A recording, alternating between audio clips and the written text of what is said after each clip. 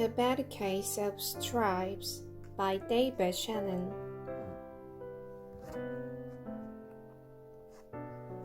Camilla Cream loved rima beans, but she never ate them. All of her friends hated rima beans, and she wanted to fit in.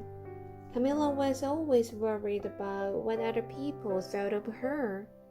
Today, she was afraid even more than usual. It was the first day of school, and she couldn't decide what to wear. There were so many people to impress. She tried a 42 outfits, but none seemed quite right. She put on a pretty red dress and looked in the mirror. Then she screamed. Her mother ran into her room, and she screamed too. "Oh, my heavens!" she cried. "You're completely covered with stripes." This was certainly true. Camilla was striped from head to toe. She looked like a rainbow. Mrs. Cream felt Camilla's forehead. "Do you feel right?" she asked. "I feel fine," Camilla answered. "But just look at me." "You get back in bed this instant," her mother ordered. "You're not going to school today." Camilla was relieved.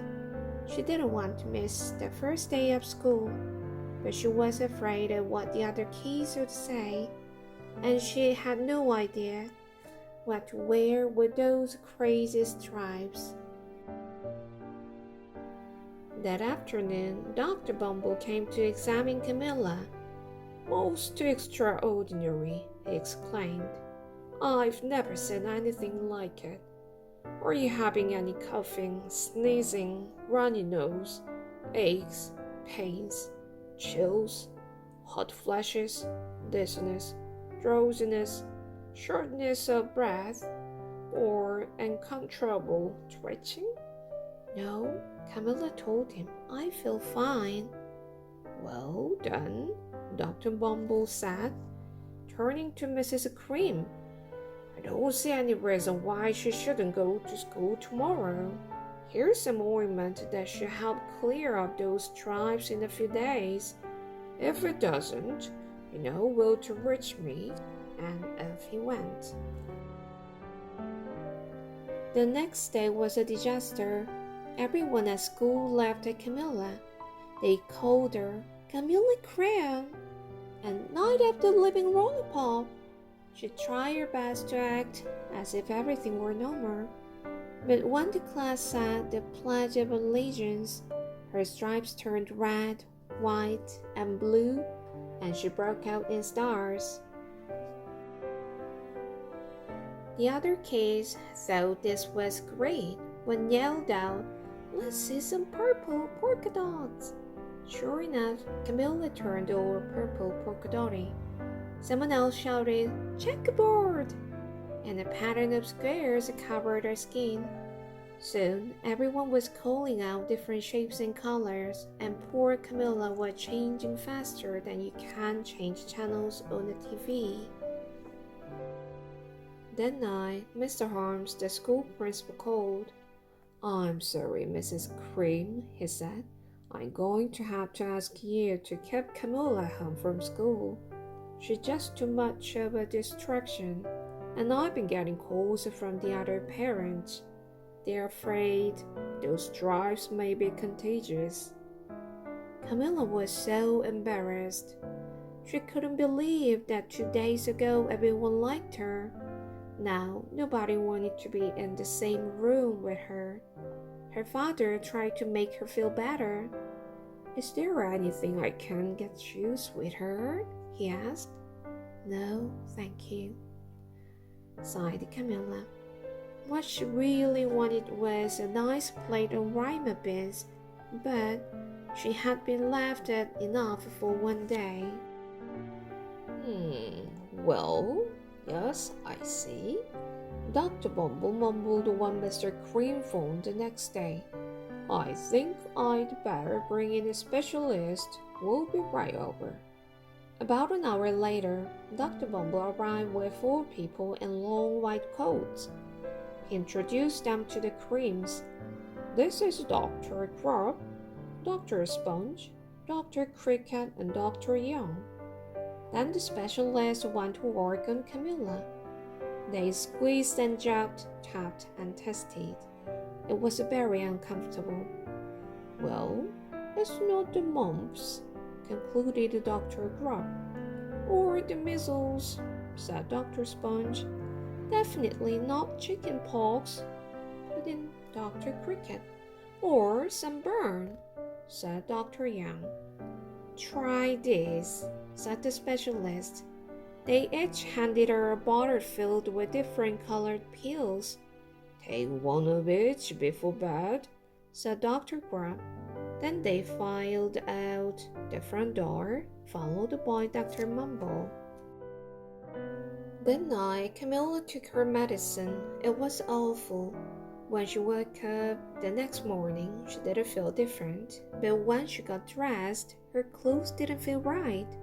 She looked in the mirror, and there, staring back at her, was a giant multicolored pill with her face on it. Dr. Bumble rushed over as soon as Mrs. Cream called, but this time, instead of the specialist, he brought the experts. Dr. Gord and Mr. Mellon were the finest scientific minds in the land. Once again, Camilla was poked and prodded, looked at and listened to. The experts wrote down lots of numbers. Then they herded together and whispered. Dr. Gord finally spoke. It might be a virus, he announced with authority. Suddenly, flagellated virus balls appeared all over Camilla. Or possibly some form of bacteria, said Mr. Mellon. Out popped squiggly little bacteria tails. Or it could be a fungus, added Dr. Gord. Instantly, Camilla was covered with different colored fungus blotches. The experts looked at Camilla, then at each other. We need to go over these numbers again back at the lab, Dr. Gord explained. We'll call you when we know something. But the experts didn't have a clue, much less a cure. By now, the TV news had found out about Camilla. Reporters from every channel were outside her house, telling the story of the bizarre case of the incredible changing kid. Soon, a huge crowd was camped out on the front row. The creams were swamped with all kinds of remedies from psychologists, ologists, herbalists, nutritionists, psychics, an old medicine man, a guru, and even a veterinarian. Each so-called cure only added to poor Camilla's strange appearance, until it was hard to even recognize her. She sprouted roots and berries and crystals and feathers and a round fairy tale, but nothing worked. One day, a woman who called herself an embodiment therapist claimed she could cure Camilla. Close your eyes, she said. Breathe deeply and become one with your room. I wish you hadn't said that, Camilla groaned. Slowly, she started to melt into the walls of her room. Her bed became her mouth, her nose was a dresser, and two paintings were her eyes. The therapist screamed and ran from the house. What are we going to do? Cried Mrs. Cream. It just keeps getting worse and worse. She began to sob. At the moment, Mr. Cream heard a quiet little knock at the front door. He opened it, and there stood an old woman who was just as plump and sweet as a strawberry. Excuse me, she said brightly, but I think I can help. She went into Camilla's room and looked around. My goodness, she said with a shake of her head. What we have here is a bad case of stripes, one of the worst I ever seen. She pulled a container of small green beans from her bag. Here, she said, these might do the trick. Are those magic beans?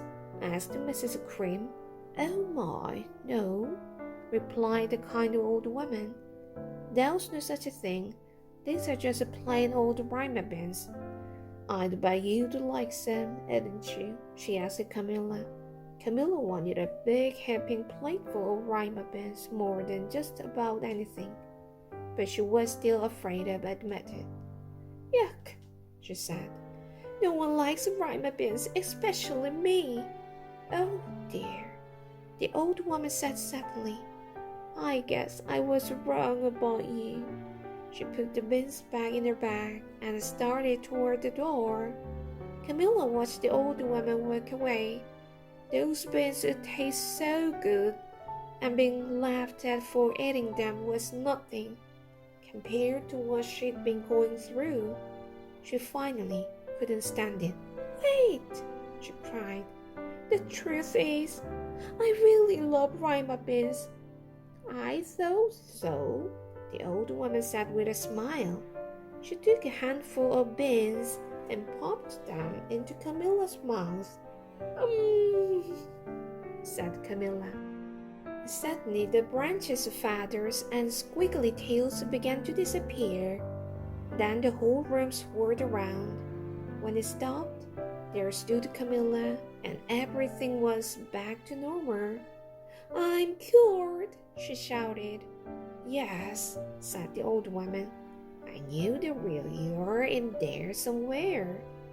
She patted Camilla on the head. Then she went outside and vanished into the crowd. Afterwards, Camilla wasn't quite the same. Some of the kids at school said she was weird, but she didn't care a bit. She ate all the rhyme beans she wanted, and she never had even a touch of stripes again. The end. Thank you for listening. Bye-bye.